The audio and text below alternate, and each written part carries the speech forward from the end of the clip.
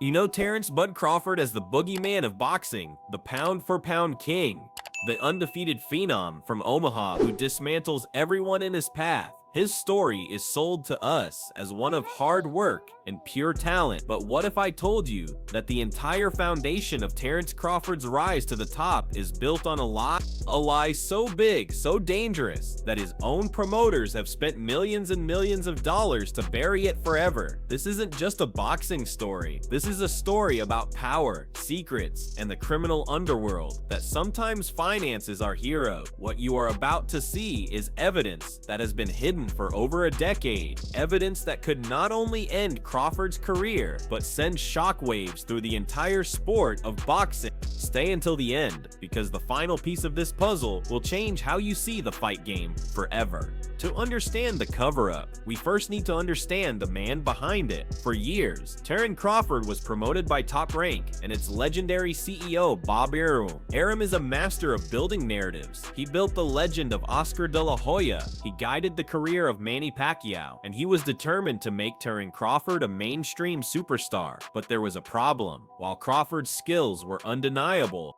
his marketability, according to the experts, needed a very specific, clean-cut image. He was the humble family man from the heartland of America, but behind the scenes, whispers began to emerge. Whispers about Crawford's past long before he ever laced up a pair of gloves. Whispers that connected him to a world Bob Arum and Top Rank could never ever associate with their prized fighter. Our investigation suggests that around the time Crawford was becoming a mandatory challenger for his first world title, Top Rank's private security and intelligence team caught wind of these whispers. And instead of walking away, they made a calculated decision. They would investigate, and if the whispers were true, they would silence them permanently. The shocking evidence we're referring to doesn't come from a single document, but from a pattern of payments, legal settlements, and the testimonies of individuals who have been paid for their silence. Our sources, who have chosen to remain anonymous for fear of legal and physical reprisal, indicate that the issue stems from Crawford's late teens and early 20s,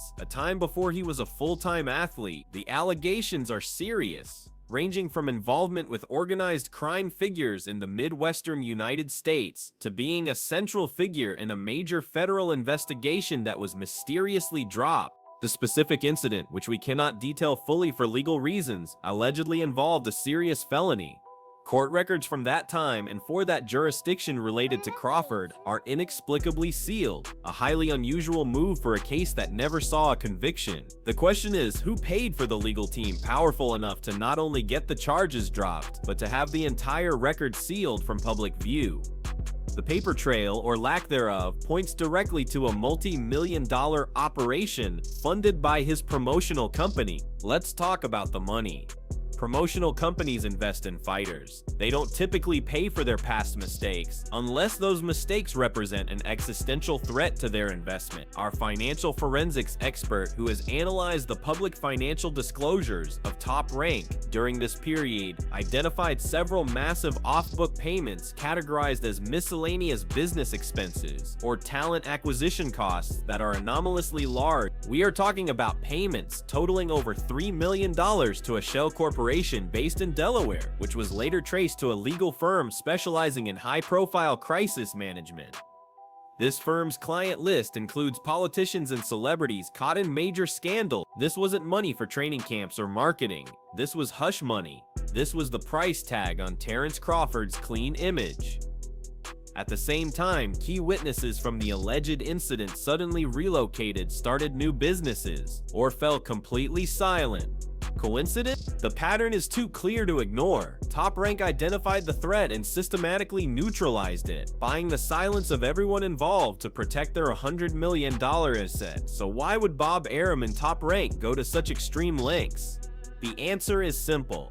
The ESPN deal. Top Rank's monumental broadcasting deal with ESPN was predicated on having bankable mainstream stars. A fighter with a controversial past could be managed, but a fighter with a hidden criminal past of this magnitude was a ticking time bomb. If this information had become public during the negotiation or early stages of the deal, it could have jeopardized hundreds of millions of dollars for Top Rank and ESPN. Crawford was positioned to be a cornerstone of their boxing programming. They needed him to be the American hero, not a figure shrouded in mystery and scandal. The millions spent on covering up his past were a business investment, a small price to pay to secure a billion-dollar television contract. This reveals the dark underbelly of boxing promotion. It's not always about who hits the hardest, but who can hide the darkest secrets. But here is the most shocking twist of all. This secret, the one that cost millions to hide, is the very reason Terence Crawford eventually left Top Rank. Our sources indicate that as Crawford's fame and power grew, he became aware of the leverage this secret gave him. He knew that Top Rank had invested too much in hiding it to ever let it see the light of day. When contract negotiations became tense, Crawford's team allegedly used this as the ultimate bargaining chip. They couldn't say it explicitly, but the message was clear. If you don't give us what we want, what happens if this story somehow leaks? It was a stalemate. Bob Ajerum, the master promoter, was being held hostage by the very secret he paid to bury. This ultimately led to the frosty relationship and Crawford's move to free agency. He was no longer a fighter. He was a partner who knew where the bodies were buried because one of those bodies was his own. So where does this leave us? Terence Crawford remains the pound-for-pound king, his record unblemished, his public image intact.